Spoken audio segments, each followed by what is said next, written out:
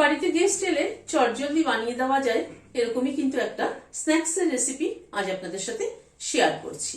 অত্যন্ত সাধারণ উপকরণ দিয়ে চটজলদি বানিয়ে দেওয়া যায় এরকমই একটা রেসিপি, ব্রেড মেদু বড়া। চলুন তাহলে দেখতে থাকি কি করে বানালাম। এখানে 4 পিস ব্রেড নিয়েছি। ব্রেডটাকে ছোট ছোট টুকরো করে ছিঁড়ে নিচ্ছি। ব্রেডটাকে একদম খুব ভালো করে ছোট ছোট টুকরো করে ছিঁড়ে নিলাম। একটা পেঁয়াজ ছোট ছোট করে কুচি করে নিয়েছি, সেটা দিয়ে দিলাম। আদা কুচি দিচ্ছি 1 চামচ।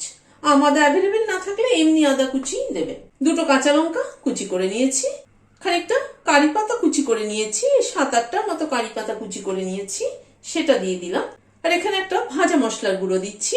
জিরে, ধনে, মৌরি আর শুকনো লঙ্কা একসাথে ভেজে আমি গুঁড়ো করে রাখি, সেই মশলাটার 1/2 চামচ এখানে ব্যবহার করলাম। নুন দিলাম আন্দাজ মতো। এখানে সুজি দিলাম 3 টেবিল চামচ। চালের গুঁড়ো দিলাম 3 টেবিল চামচ। 1 চামচ আমচুর পাউডার দিলাম। অল্প অল্প করে জল দিয়ে এটাকে একটা ডো তৈরি করে নিচ্ছি। এই স্ন্যাক্সটা কিন্তু খেতে যেমন সুস্বাদু তেমনি কিন্তু চটজলদি হয়ে যায়।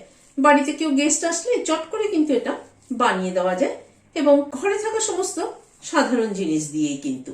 জলটা অল্প অল্প করে বারে বারে দিয়ে ডোটা তৈরি করতে হবে। অল্প অল্প করে জল দিয়ে ডো তৈরি করে নিলাম। একটা সফট ডো কিন্তু তৈরি হবে।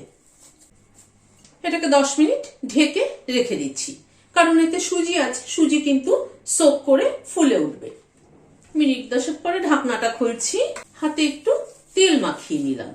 ডোটার থেকে খানিকটা করে তুলে নিচ্ছি।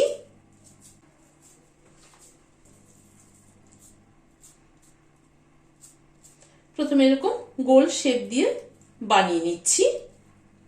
মাঝখানটা এরকম ফুটো করে নিচ্ছি।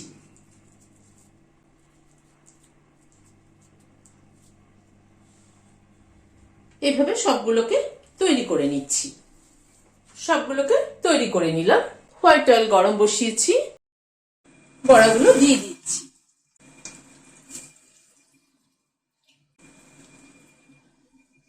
গ্যাসের ফ্লেমটাকে মিডিয়ামে রেখে বড়াগুলোকে ভেজে নিচ্ছি।